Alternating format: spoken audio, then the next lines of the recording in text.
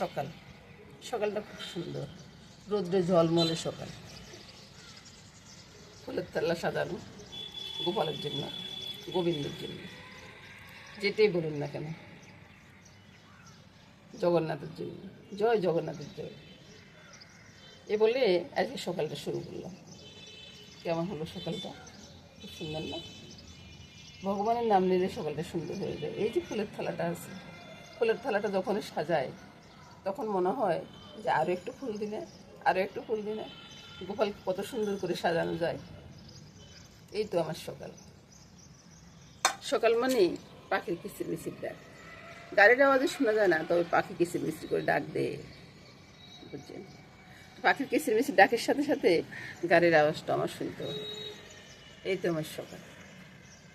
তারপরে ছাদে যাব, আকাশের দিকে তাকাবো। আকাশটা আমার ভীষণ ভালো লাগে। আপনাদেরও কি তাই? যদি আপনারা একমত হন তাহলে বলবেন। আমার তো আকাশটা ভীষণ ভালো লাগে। আকাশটা যেমন সুন্দর রং ধারণ করে, কিছুক্ষণ পর পরে রঙের পরিবর্তন হয়ে যায়। এখানে একটা রং আছে তো ওইখানে আরেকটা রং আছে, এভাবে আকাশটা সুন্দর হয়ে যায়। আপনাকে এটাই মনে করেন? আকাশের রঙের মতো সুন্দর যদি মানুষের মন হতো না, তাইলে কোনো মানুষ আর কোনো দুষ্টুমি করতো না। এতটুকুই বলবো, বেশি কিছু বলার দরকার নেই। এই তো আমার সকাল। শুভ হোক সারাটা দিন, এই বলে আজকের ভিডিওটা আজকের আপনাদের সাথে চলাটা শুরু হলো। সবাই লাইক কমেন্টস দিয়ে আমাকে একটু উৎসাহ করবেন, সেটাই আশা করব। তো নমস্কার বন্ধুরা, চলুন কী হবে কি না হবে সব কিছু দেখে আসি। বারবার পাখির গানগুলো মুগ্ধ করতেছে। কি পাখি? দোয়েল পাখি।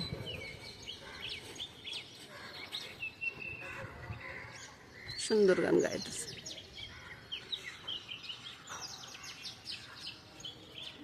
আর আপনাদের মেসমশাই হেঁটে এসে বসছে এখানে। আমরা দুজনে এখানে হেঁটে এসে বসে থাকি কত কিছুক্ষণের জন্য।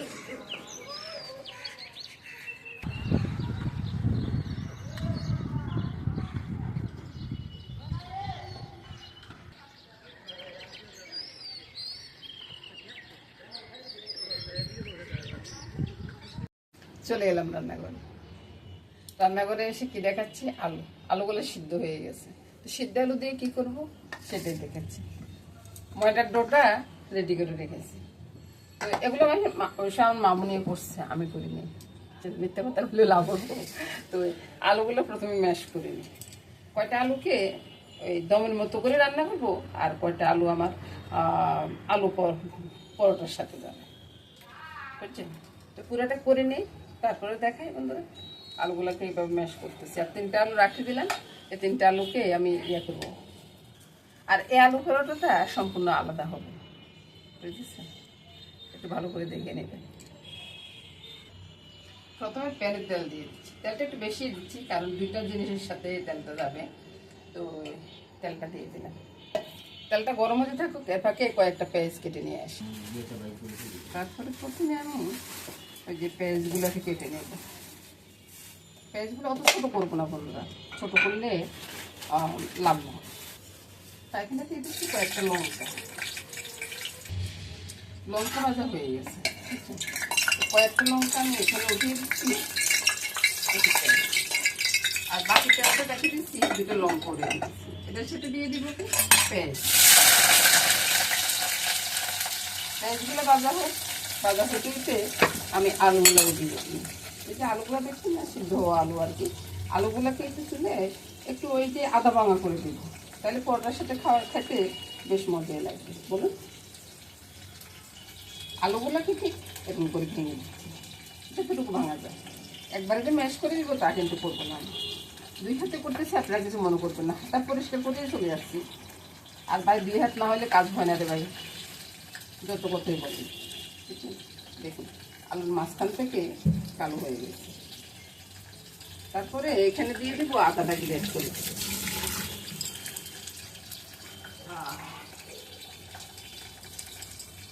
এখনকার আদাগুলো আঁশ বেশি, বুঝছেন? গ্রেট করতে গেলে অনেকটা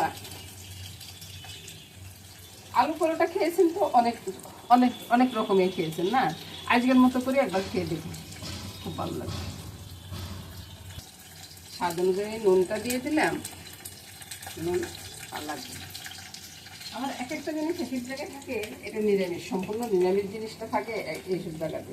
তো সকালবেলার কাজ করতে আসলে আর আমিষের জায়গার জন্য আসি, তো সেই জন্য।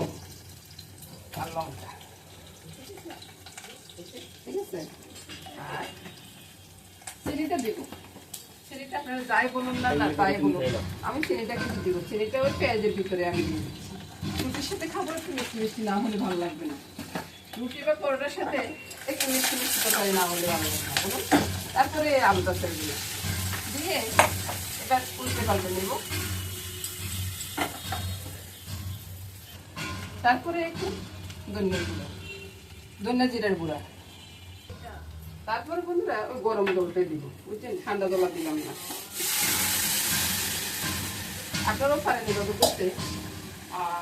আসলে বন্ধুরা আমি অনেক সময় অনেক কথা বলে ফেলি, কিছু মনে করবেন না, আপনারাও তো আমার থেকে খুব ভালোই জানেন। তারপরে আমি বলে দিই আর কি যে আপনারা ওইভাবে পারেন। সকালবেলা জলখাবারটা খুব জলদি হয়ে যায়। রান্নাটা মোটামুটি হয়ে গেছে। দারচিনি এলাচি গুঁড়াটা দিয়ে ঢাকা দিয়ে রাখবো কিছুক্ষণ, তারপরে নামিয়ে নেব।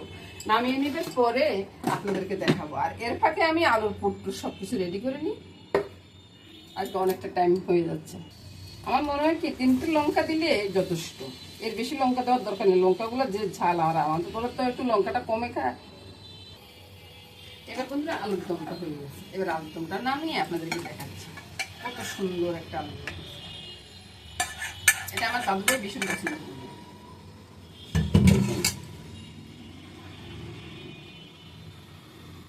যখন একটু ঠান্ডা হবে না তখন রংটা ছড়াবে। এবার আমি পরোটাটা করে নিই। এই যে আলুটাকে 2 ভাগ করে নিলাম, আর পরোটার ডোটা এখানে আছে, ঠিক আছে।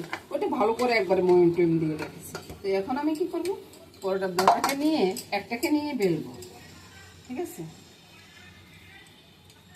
ভিডিওটা অনেক বড় হয়ে যাচ্ছে, আপনারা যদি দেখেন আপনাদের ভালোই লাগবে, খারাপ লাগবে না বলে বেলে নিচ্ছি। এখন বাম হাতটা অনেকটা একটু হচ্ছে যে জোর পেতে একটু আমার কষ্ট হচ্ছে, বাম হাতের জোরটা একটু কম পাচ্ছি। তো তারপরেও আমি থেমে নিই, আমি চাই না যে আমি অসল হয়ে ঘরে বসে থাকি। এবার একটা আলুর ফুটটাকে নিয়ে এটার সাথে বিছিয়ে দিই, যতটা পারি সুন্দর করে বিছিয়ে দিই, কি বলেন। বিছিয়ে তারপর দেখেন বিছানো হয়ে গেছে।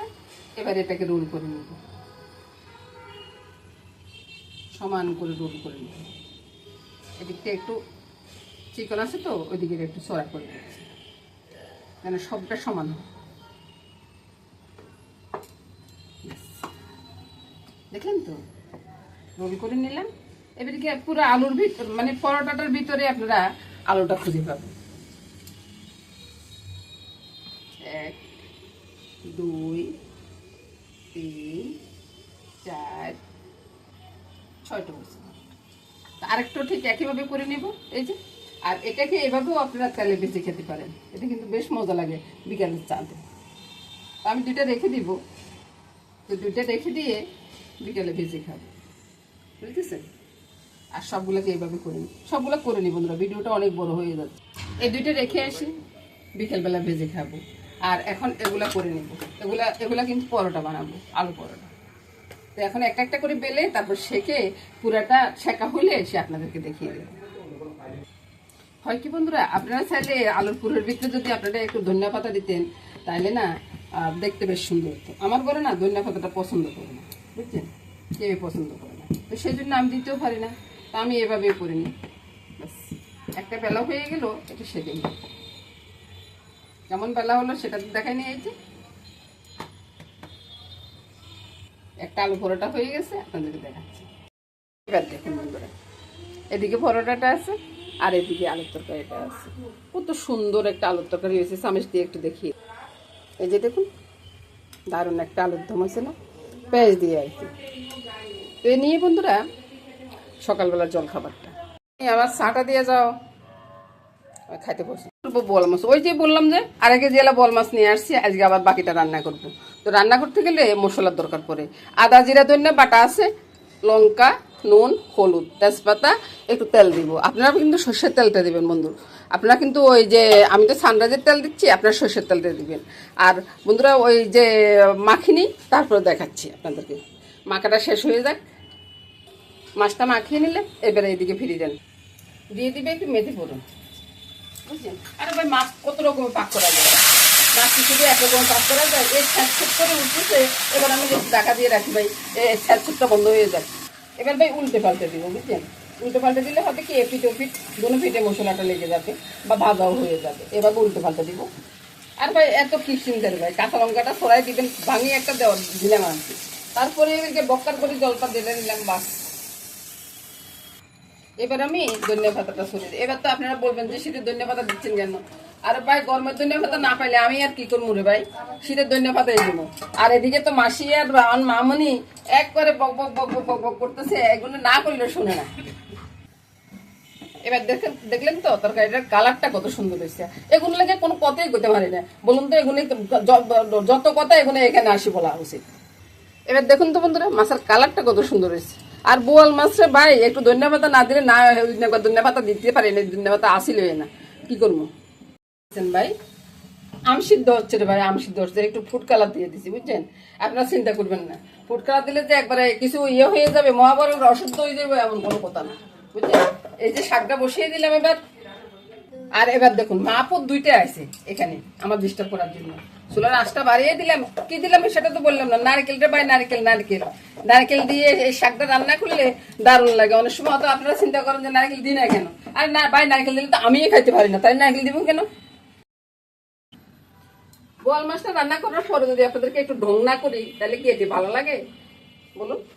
এই যে বোয়াল মাছটা রাখি দিলাম, শাকটা হোক, শাকটা হলে আবার একটু ঢংটা দেখবেন। যদি নারকেল না দিতাম শাকের বলে কি দেখা যেত? দেখা যেত না। তো শাকটা মোটামুটি সিদ্ধ হয়ে গেছে, এবার ফোড়ন দেওয়ার পালা, বুঝছেন। তেলটা দিয়ে দিলাম, তেলের সেট করে উঠে রাখার লঙ্কাগুলো দিয়ে ভাই। লঙ্কাগুলো বাঁধা হয়ে গেছে, কয়েকটা লঙ্কাকে উঠিয়ে রাখবো, বুঝছেন। আর দুইটা লঙ্কা রেখে দিলাম, এটার ভিতরে ছেড়ে দিলাম। আরে বাবা রে বাবা, আহা হা হা, শাকের থেকে কত সুন্দর তেল বার হচ্ছে। শাক রান্নাটা শেষ হয়ে গেছে, শাকটা নামিয়ে নিচ্ছি। এবার শাকটা দেখি আপনাদের কেমন লাগতেছে। এক থালা ভাত খাওয়া যাবে কিন্তু। এবার আরেকটা রান্না করুন, এদিকে ফিরে দেন ভাই। সিদ্ধ করা আম, বুঝছেন।